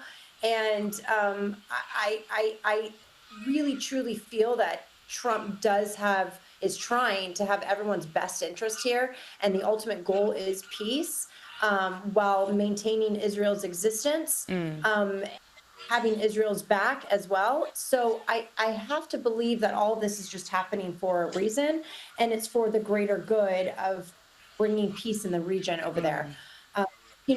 Iran cannot get nuclear weapons. We know this, and Trump knows this, and Trump said it perfectly on Hannity. So we know this. When Trump was in Qatar, he also mentioned how, the Arab nations around need to condemn the massacre that happened in Israel on October 7th, 2023. So, we're seeing talks that we've never really heard before in a really long time, at least. So that's hopefully moving in the right direction to try and get everyone kind of in line here. And I have to give Trump credit because he's the one who's kind of trailblazing this. Let's just hope that everyone's on board. And there was some good news this week with the return of hostage Eden Alexander. Thousands of people from New Jersey welcomed home the former Hamas hostage Eden Alexander after his release. He, of course, spent more than 580 days in Gaza, held by Hamas terrorists. And, of course, Brittany, we continue to pray for the remaining hostages. But this is no doubt welcome and such emotional news. Yeah, I mean, it was so beautiful to see it, but it also just kind of gives us the harsh reality that there's still hostages over there that were brutally kidnapped, many of who have been killed. It's why we're at war. It's why Israel's at war, unfortunately. One must ask, though, can you just give the hostages back, and can we just get this war over with? I think everyone wants this war to be done, but it just shows the brutal truth that, Hamas, the internationally declared manifesto terrorist organization in the world, is still terrorizing Israel and has hostages with them. But what a beautiful reunion. You can see on the video just the mother-son reunion. I don't really know any other nation and religion and people in the world who come together in solidarity like the Israelis and the Jewish people do when it comes to our own. We all feel this, and I don't even think you have to be Jewish or Israeli to really feel this connection and to understand how beautiful it is to see these reunions when we see Hamas, these deals made and the hostages are released. But hopefully, look, as a Jewish Zionist, from my ears to yours, I want this war over as much as everyone else in this world wants. Yeah, well said. And those scenes, watching the vision of the hugs between the mother and the son, it's so heartwarming. We know Eden Alexander and many of the other hostages shouldn't have spent a day away from their families, but some good news as we are seeing some of them, one now, return. Brittany, I want to talk to you about what is going on in the United States, a bit of politics, and we have to talk about the mainstream media, because we've spoken about before how biased it can be. Many of the outlets just seem to lie repeatedly, whether it's coverage of Donald Trump, whether it's COVID or Joe Biden's health. CNN's Jake Tapper is now somehow going to be profiting from his book Original Sin, which details Biden's mental decline. Now, this is a bit about what his book actually goes into, including George Clooney's encounter with the president at a fundraiser in LA. One of the shocking things that we learned at a June fundraiser in Los Angeles, George Clooney was stunned when President Biden appeared to not recognize him. The president was saying, hi, hi, hi. He walked over to George Clooney. The aide says, you know George. And Biden said, yeah, hi, how you doing? And George Clooney attempted small talk. But according to people in that little clutch, it was very apparent that Biden did not recognize George Clooney, one of the most recognizable faces in the world, and somebody he'd known for decades and somebody that was throwing this fundraiser for him. So this is what we're hearing from Jake Tapper now, but can we just take a look back at his comments while Joe Biden was in power? Is very clearly a cognitive decline. Okay. That's what I'm referring to. It makes me uncomfortable. You have no. It's so amazing. It's so amazing to me that and try and figure out an answer. A cognitive decline. President Biden embraces his stutter, talking about it, while Trump mocks it, exaggerates it, belittles it. He's sharp physically. I mean, mentally. Yeah. I think the question is physically, right? You have questioned President Biden's age, mental fitness, ability to lead. Of those supporting Biden, you said, quote, shame on all of you pretending everything is okay. You're leading us and him into a disaster. Do you worry that you damaged him at all? I don't doubt that you got hugs and handshakes behind closed doors today. False claims to the Wall Street Journal about President Biden's mental fitness. I mean, how is it that Jake Tapper is now selling a book, he's going to be making profits about Joe Biden's mental decline after spending years covering it up? Well, if this doesn't wake up the American people and how much they've been lied to by mainstream media, then I don't know what will. I mean, this is proof in the pudding. You have it right here. I mean, this just goes to show you, and it wasn't just the liberal media, hiding so many of his cognitive decline. It was other politicians. It was Pelosi. It was Adam Schiff. It was so many other American politicians that were lying to make Biden look so much better. So, you have to ask, what else are they lying about? What else did they lie about? And this goes for liberal mainstream media as well. What else are they lying about? And as you know, I was part of mainstream media for 15 years on CBS News in Los Angeles. And it got to the point where when I was covering COVID, I was like, we are lying to the American people. I couldn't do it anymore. So, we have folks like myself and other people who speak out, but this is on a much bigger scale, reaching much more people. And this needs to wake up the American people. What's the future of journalism at this point and politics? How many more lies can the American people accept? Because there should be anger amongst the American people on both sides of the aisle, particularly those who were pro-Biden and wanted him to run a second term. Absolutely. It's absolutely outrageous that Jake Tapper is now selling a book about Biden's decline after spending years and years convincing the American people that there was, nothing to see here, even though if you're playing along closely and watching Joe Biden closely, you could see the decline for yourself. But we have to talk about the future of the Democrats, what a mess that party is at the moment. And the question is, who's going to run for the Democratic Party in 2028? And there's speculation around Pete Buttigieg. He's Biden's former transportation secretary, and he's spoken at a town hall in Iowa. He said the Dems are not in a position to wallow in hindsight. Here's a bit more of what he had to say. The vast majority of people in this country understand that what makes America America is that the American people bow to no king.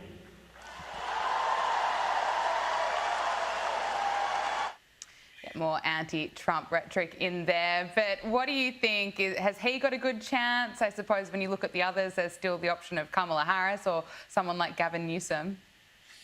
Oh, well, so look, I think AOC's up there as well. I think she has a lot of people to run. Sure, run.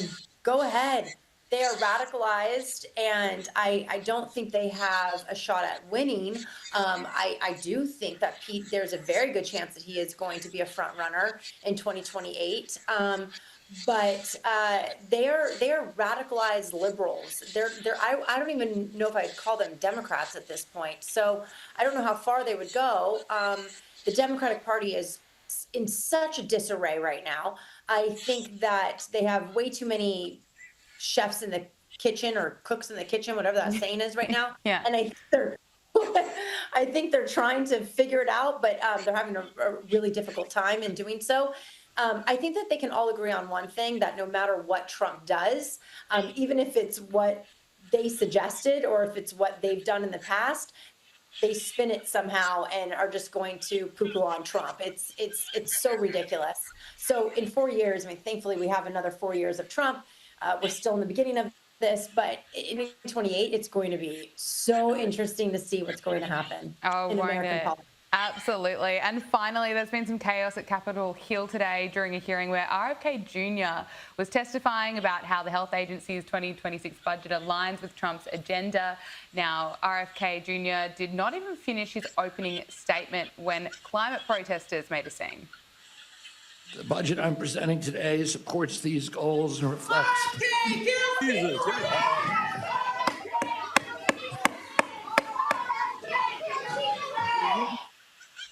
RFK Jr. also took on the Democrat members of Congress, reminding them of what Maha has been able to achieve in just 100 days. Anybody thinks that we did gold standard medicine in this country from these institutions, look at our children. They're the sickest children in the world. Or you say that excuse me, Congressman DeLauro, you say that you've worked for 20 years on getting food dye out. Give me credit. I got it out in 100 days. All right, so let's work together and do something that we all believe in, which is have healthy kids in our country, for God's sake. We can all do that together. It's not, there's no such thing as Republican children and Democratic children. There's just kids, and we should all be concerned with them. And he absolutely deserves credit with what he's been able to achieve in a short time with his agenda to make America healthy again. Brittany, can I get your reaction to what happened at Capitol Hill today? Yeah, so I mean, I can talk about this for hours, because I have gone down the rabbit hole for years now about the chemicals that are in our food in America. The FDA allows chemicals in our food that's banned in 50 other countries around the world, including China. What is in our foods is absolutely despicable and disgusting. It shouldn't, he's absolutely right, and shouldn't be about Republican versus Democrats. I'm not sure what the heck the problem is, why the liberals and the Democrats want to continue to allow all of these chemicals in our foods. We see Australia, all over Europe. We see you guys not putting these same chemicals, Canada, in our foods. Why are we? No, it's possible. Why do we allow it? It's utter disgusting. And the irony of a Ben & Jerry's person who got up, an ice cream person, that it's filled with so many preservatives anyway. The irony of that heckler doing what he or she did. I mean, it's such BS. I don't. What are they heckling about? This man's trying to make our food healthier for you, for me, for their kids, for your grandparents, your parents. What's the problem here? Like, this is a nonpartisan issue. Like, I don't understand why are you having protesters in this type of meeting? What are they trying to prove and solve by RFK Jr. trying to eliminate preservatives and make our food cleaner? Like, shouldn't we all be agreeing to this? I don't know. And he's right. The diseases, the sicknesses, the autoimmune diseases that we're seeing in children, all based off the food and dyes and stuff that is allowed in our food. That's not allowed over in Australia. Yeah, I know. I think Americans should be pretty grateful that they've got RFK Jr. in this position as a health secretary. But Brittany Hopper, we have to leave it there. Thank you so much for joining us on Power Hour. It was so good to talk to you again. Thank you, sweetie. Thank you so much. We're going to have a break from politics and the news cycle for something very special. Sarah Greinberg is a top-rated podcast host, journalist turned mindset coach, keynote speaker, and author whose book Living a Life of Greatness is out now. And Sarah joins us in the studio. Sarah, thank you so much for coming in. Thank you so much for having me. And congratulations on launching your book Living a Life of Greatness. Why did you want to write it? So I've had my podcast, A Life of Greatness, for 6.5 years now. And as you mentioned, worked as a mindset coach for many years. And through my own experiences, I found that there were these key pillars to leading a great life. And I thought, well, it's time, a lot of the audience from A Life of Greatness said you should write a book. And I thought, you know what, it's time now to put all of my learnings and my teachings into something written. So that was the reason that I put the book together. So for someone hearing this concept, Life of Greatness, for perhaps the first time, what exactly does that mean and what does a life of greatness look like? So a life of greatness looks different to all of us. But what I say within the book and my own teachings is that everything that we need is inside of us already. But because of the noise of the world and people saying that we could never do this or you're not good enough to do that, we kind of lose that spark and that fire that we're born with.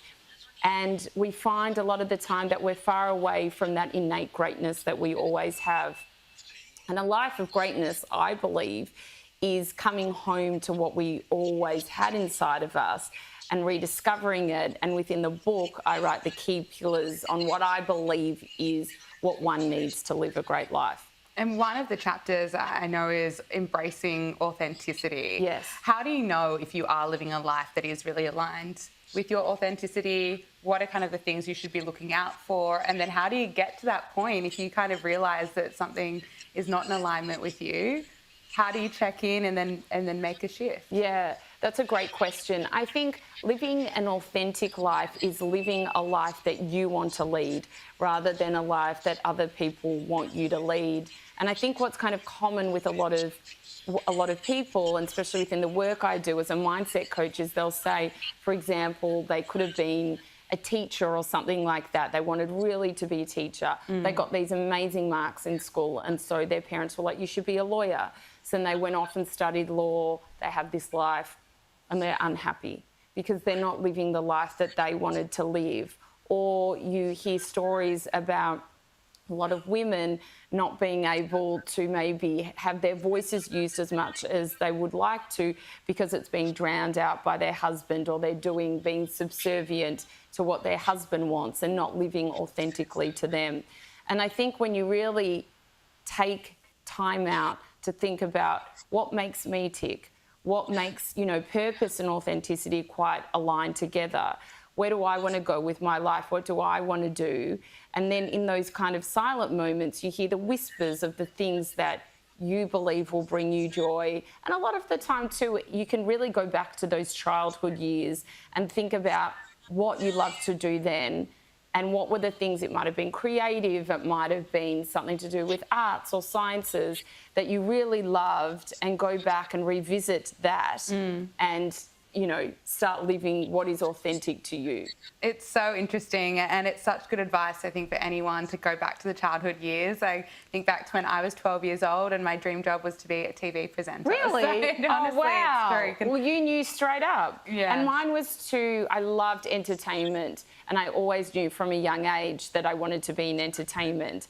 And so, I got there in a roundabout way, but I always stayed true to myself and my authenticity by being in that kind of field. So you were in entertainment, you had a hugely successful media career, dream job producing top-rated breakfast radio programs.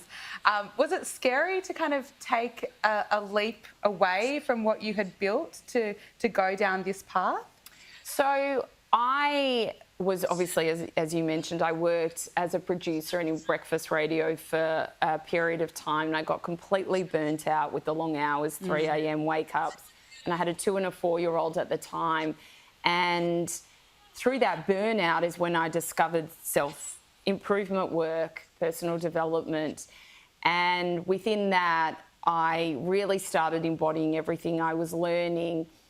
And after a while, I realised that that job on the outside looked really good. It was paying really well, and it was something I had thought that I wanted. And then I realized to tell you, stop sign. No.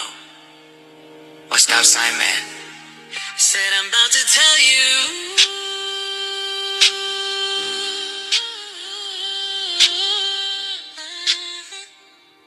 You said stop sign.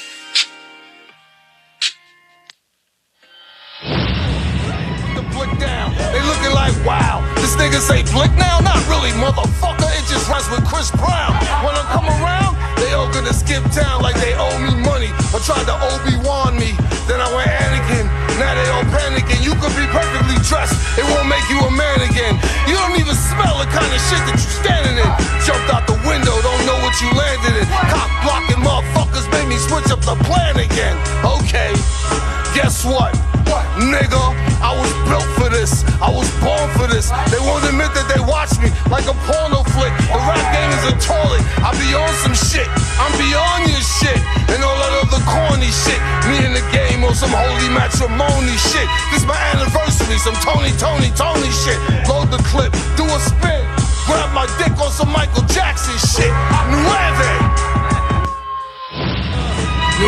hey yo, from now on I'm putting my foot down. They said I was done, but they ain't saying shit now. I be at them tables, breaking this bliss down, getting my residuals, moving like Chris Brown. I keep it original, you know how my shit sound. I'm way more mature, but I ain't put the blick down. They looking like, wow, this nigga say blick now? Not really, motherfucker, it just rhymes with Chris Brown. When I come around, they all gonna skip town like they owe me money or tried to Obi-Wan me. Then I went Anakin. Now they all panicking. You could be perfectly dressed, it won't make you a man again. You don't even smell the kind of shit that you standing in. Jumped out the window, don't know what you landed in. Cop blocking motherfuckers made me switch up the plan again. Okay, guess what? Nigga, I was built for this. I was born for this. They won't admit that they watch me like a porno flick. The rap game is a toilet. I be on some shit. I'm beyond your shit and all that other corny shit. Me in the game on some holy matrimony shit. This my anniversary, some Tony shit. Load the clip, do a spin, grab my dick on some Michael Jackson shit. Nueve.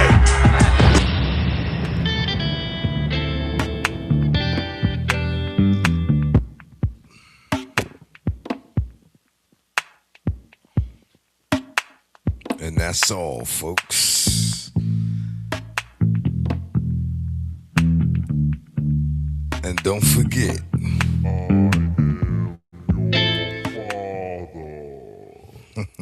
peace out, man. Hope you learned